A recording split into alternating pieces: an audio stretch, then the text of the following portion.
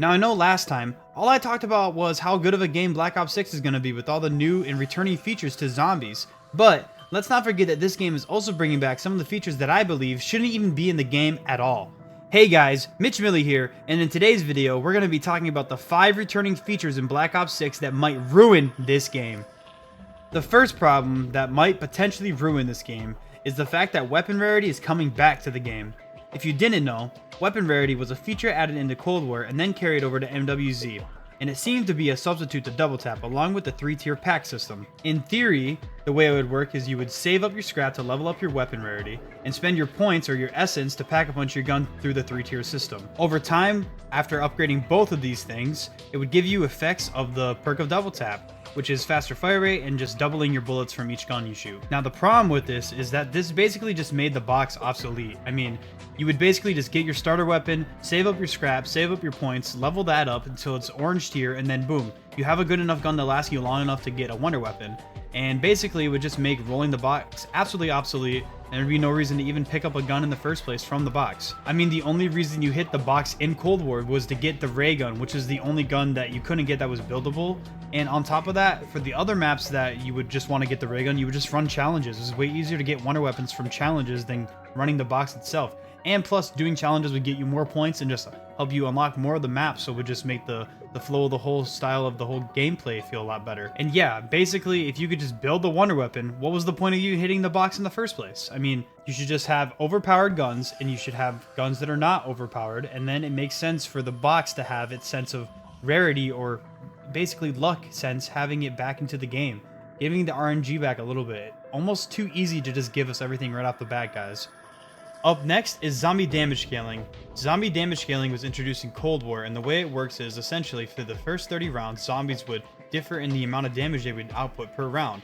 This would help new players get adjusted to zombies. So essentially, on the first round of zombies without any armor or jug, you would be able to take 5 hits. 5 hits!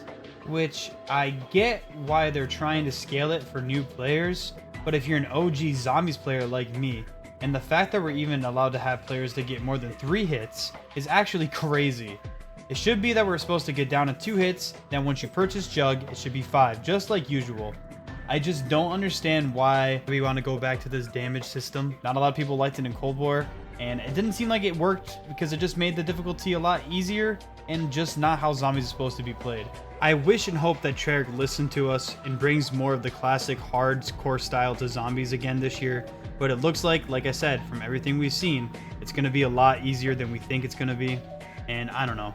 I'm just torn. I just wish they would go back to some of the old things that we had in the past games. It just makes more sense in my mind, you know what I mean, guys? Another thing that's returning is the return of critical kills that they used throughout Cold War to balance out gun damage throughout the game. This system would allow basically every single gun to generate the same amount of points because you'd only get kills from zombie kills, whether that would be regular, melee, or critical. My biggest problem with this format is that it basically makes the box utterly useless.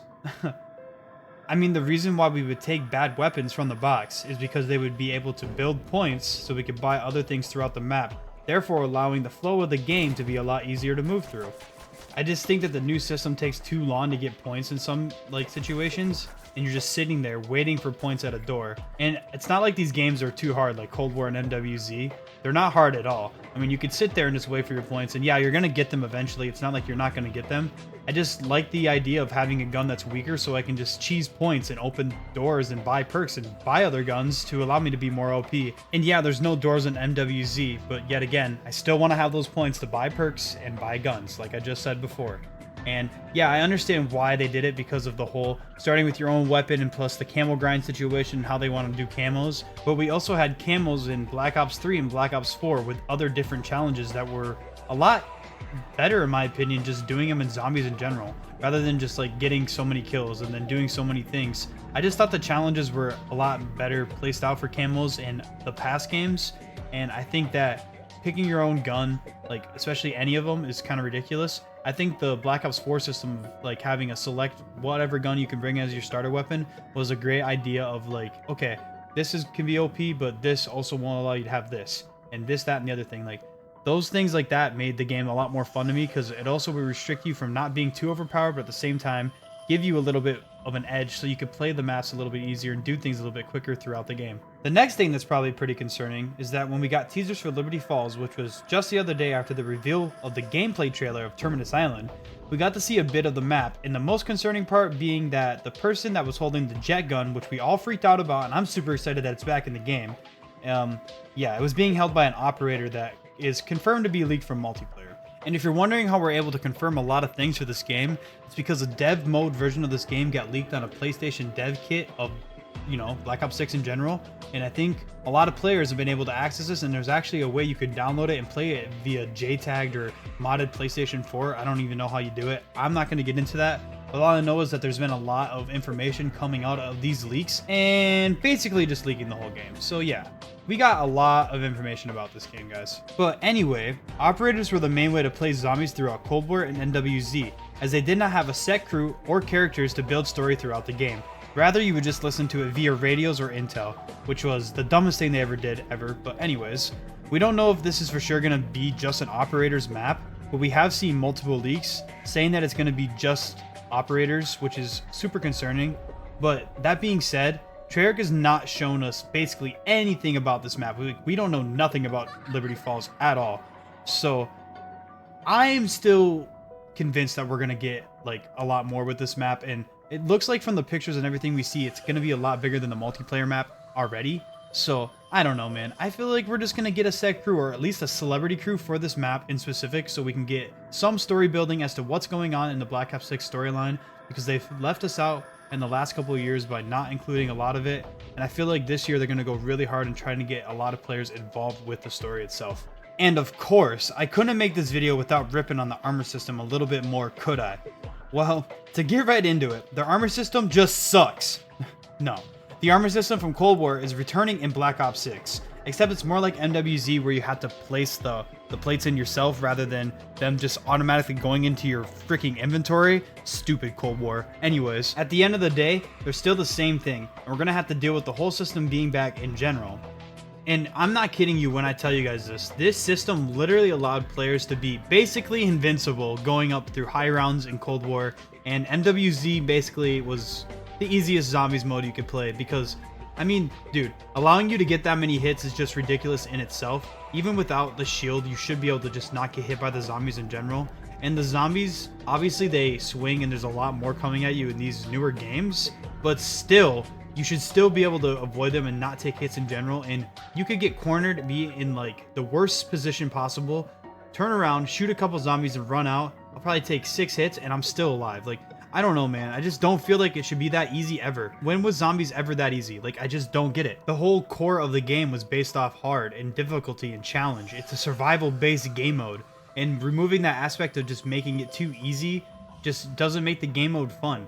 I mean, I like Cold War's Easter eggs, and I like the whole arcade-ish style that Cold War went for. With that being said, though, I always go back and play the old zombies maps because they're just more fun to play. If it's not hard, then what's the incentive for me to keep playing the mode once I've unlocked and done everything I can do in the mode? Once I've got the camel grind done, once I've beat all the Easter eggs, once I've played the map, what's the incentive?